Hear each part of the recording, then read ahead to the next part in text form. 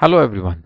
In this video, we are going to see construction of an interesting robot called load shifter.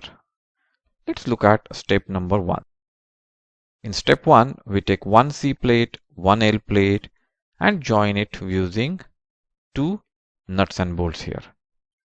Similarly, on the other side, we take one more C plate, one more L plate and join it using two nuts and bolts.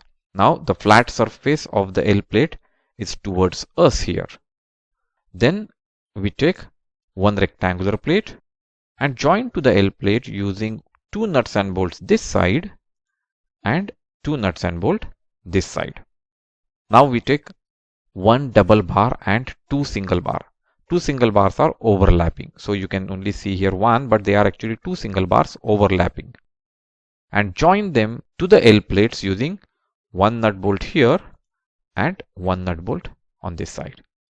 And then finally, we connect one flat rotator using 1.5 inch bolt and nut here. That gives us one hole here. Let's go to step 2. In step 2, we will take two L plates and then we'll take one double bar and two single bars. Single bars are overlapping here. And then join them with these L plates using one nut bolt this side and one nut bolt this side. Let's move to step 3.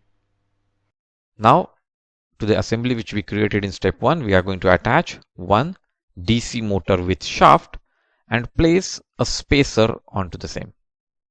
And in the hole we created, we are going to insert one small axle, lock it with a shaft lock from behind, from the rear side, from the side where motor is. And onto the front side, we are going to place one spacer. Similarly, through a hole which is created by this rectangular plate and the L plate, because there are horizontal and vertical slits, we have got a hole here at this point. There also we will insert one small axle, lock it with a shaft lock from the behind, from the rear side, and onto the front side we will place one spacer onto the axle. Let's move on to step 4. In step 4, first we will create two gear assemblies. We'll take big gear, 1.5 inch bolt and nut, will tightly secure to the gear and then we'll put one spacer onto it. And this assembly we will attach to the axle which we had placed in our last step and lock it using a shaft lock. One more of such assembly we'll create and we'll put it onto the second axle and lock it with a shaft lock. In addition to these two gears, connect a small gear onto the motor shaft and lock it with a shaft lock. Let's go to step 5. It's a little complex looking assembly, but it is very simple. It uses one single bar.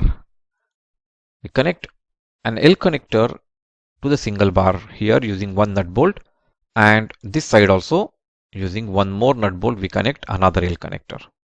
Now here you see there is one L connector and there is a flat connector. They are connected to the single bar. So one L connector, flat connector using two nuts and bolts here, similarly here, similarly here, here as well as here. So these 5 assemblies are same.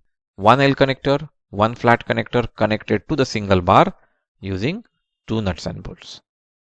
This assembly we will call it assembly B. Let's move on to step 6.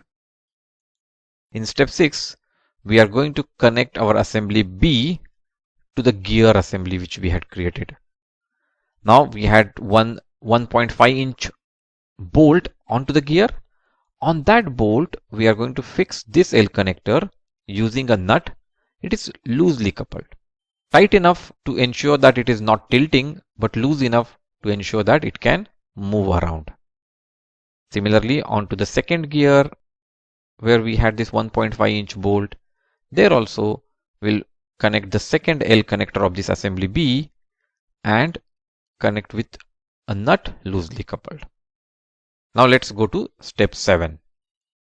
In step 7, we'll bring the assembly A back and we are going to connect the assembly A using two nuts and bolts here and two nuts and bolt here.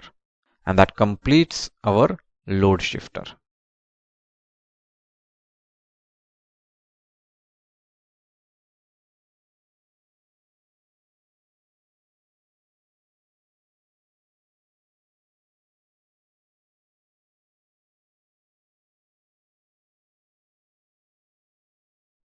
Make the robot. It's an interesting robot. Operate it and do let us know about your experiences in the comment section below.